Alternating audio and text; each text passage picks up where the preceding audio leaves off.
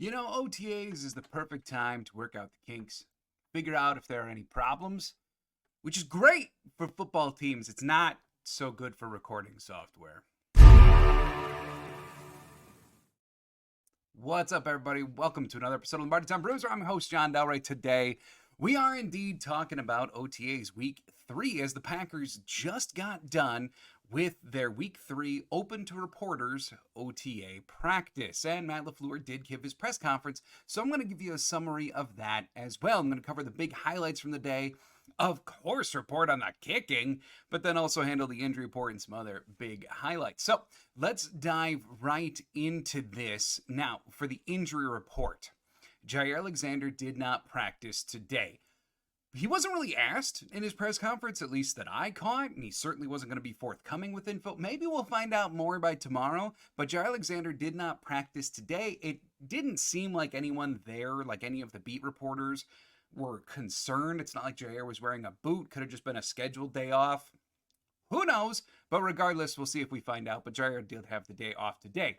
Then another injured player, Alex McGough, looked as though he was going to really get in a practice session as wide receiver today. And he basically started that way and then he left the practice. So he must have re-aggravated his injury. He did not come back. In the rehab group, or just the out group, we had Tyler Davis, Keaton Oladapo, although it should be noted that the 5th round pick was no longer wearing a boot on his foot for his broken toe. He is anticipating being back for training camp. And then Tucker Kraft and Zach Tom, the Peck Boys, did not practice today either. Back in practice was just the broken tip man himself, Lucas Van Ness, Elton Jenkins, Rashawn Gary, and Preston Smith. They were all back as well. I did not see any other reported abstinence, which again leaves you to believe that the whole team was present again. In terms of a kicking competition, the three-headed race as it is, I got the yardage totals for you here. Overall, a really good day for the kicking group. Like, we know it was beautiful weather in Green Bay, wasn't too ultimately windy, but still, like compared to last week's OTA practice, you're going to hear this is very good results. Carlson ultimately was good from 42, 44, 41, 57, 54, and 53. His only miss was a 45-yard field goal that he missed wide on. Now, Greg Joseph, probably his greatest competitor for the job, he was good from 43, 46, 42, 44, 57, 54, but he missed his final kick from 53. As for Jack Podlesny, who had a very rough day last week, well, he was good from 41, 45, 43, 46, and 54. He missed, however, from 57 and 53. The 57 for Podlesny, not really shocking, especially last week when we dove into his college stats. He gets shakier and shakier the farther out it goes, to a more extreme degree than you normally would expect kickers to do. Carlson, we've talked about how if he's going to win the job, that meaty part of the range of the 40s is where he really has to get more consistent. Today, missed from 45. And then Joseph just kind of has to get more consistent across the board, missing from 53. It should be noted that 53-yard field goal, and LaFleur was asked about this, it brought a smile to his face, but that 53-yard field goal was occurring during something that most people call the gauntlet. So it was the final kick of the day. They marched out one kicker after another, and the entire team surrounds the kickers as they're ready to make this kick. The Packers, media team, also cranks up the music. And some players even spray water at the kickers as they're attempting to kick. Basically, just try to create as much havoc around the kicker as you possibly can. Well, Joseph missed from 53, Podlesny missed from 53, Carlson hit from 53 during the gauntlet. Ultimately, Carlson today 6 of 7, Joseph 6 of 7, and Podlesny 5 of 7. So your starting lineup for today, the ones as they're normally referred to for the starting lineup, or the O-line I should say, Rasheed Walker, Elton Jenkins, Josh Myers, Sean Ryan, and Jordan Morgan at right tackle. We've seen Dillard kind of fill in at ones with the tackles before, but opting to go with Morgan today. It should be noted as well that Jordan Morgan, the first round pick, had kind of an up and down day. A very up day from the regard of he was with right tackle with the one since Zach Tom is hurt, but then he did also get snaps at right guard as well, played multiple positions today alone. Also, this is the first time that we've seen him at right guard, which now officially makes it that he's played every offensive line position except for center. And we're only in the beginning of June. That's generally a good sign. The downside for Jordan Morgan today, it sounds as though he got straight up blown up by Rashawn Gary, multiple times. that Rashawn Gary just, I think Ryan Wood called it a welcome to the NFL moment, Rook, because Rashawn Gary apparently handled him quite well. As for the defense, the ones today: Preston Smith, TJ Slayton, Devontae Wyatt, Rashawn Gary. At linebacker, Eric Wilson, Quay Walker, Isaiah McDuffie. Corners, Eric Stokes and Carrington Valentine. And then safeties, McKinney and Anthony Johnson Jr. I don't know why Kenny Clark wasn't listed as a starter. He must have just been doing something else, maybe talking with the coach, something. Obviously, he's going to be a starter.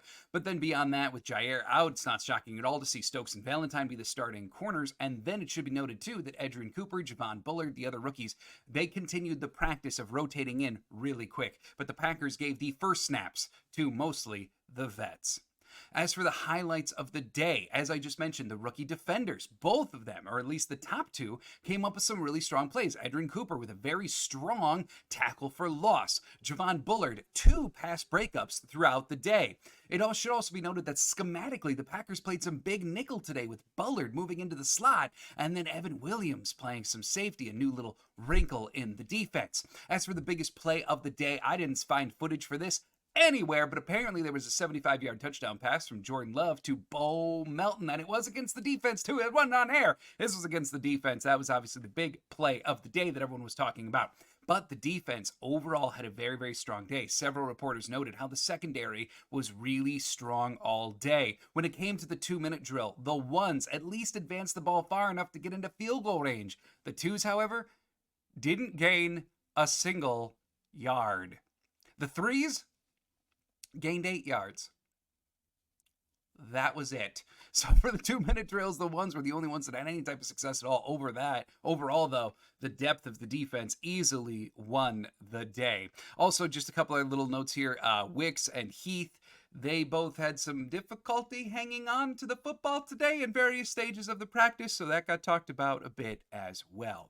And then the last thing, Matt LaFleur's press conference. This was not as detailed as other LaFleur OTA practices have been. I'll fully admit, too, that the reporters there didn't seem to ask as many or as pressing of questions as they had at the last few OTA sessions.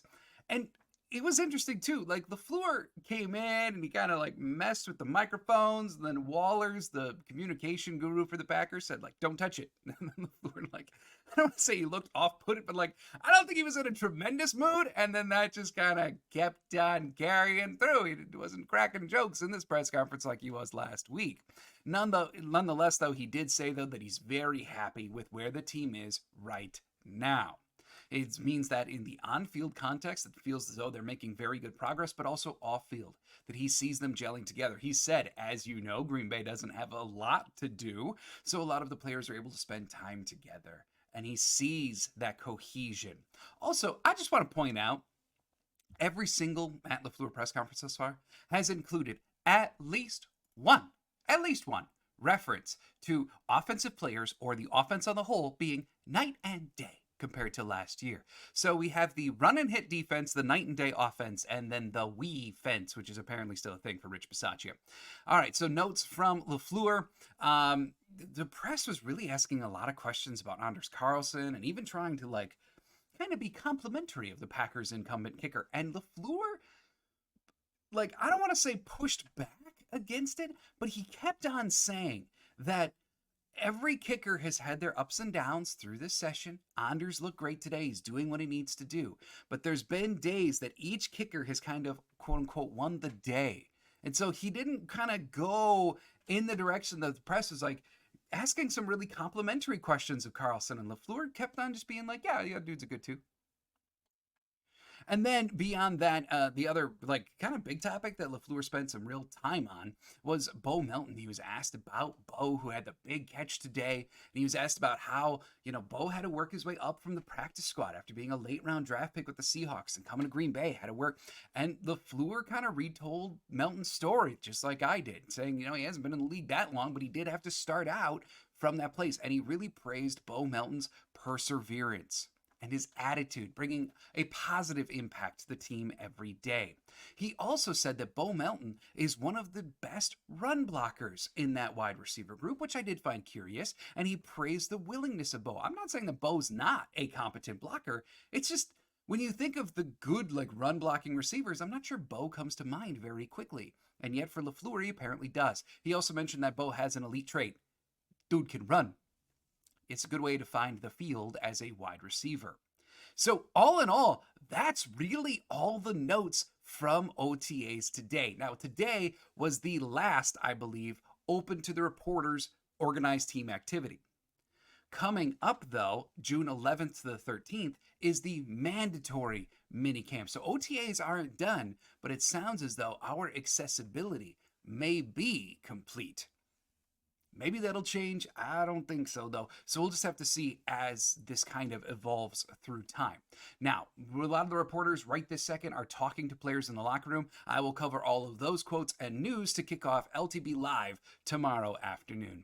Thanks so much for joining me here on Lombardi Time Brews. I gotta say, too, thanks for being patient throughout the weekend and yesterday and trying to get this recording software back up and functioning.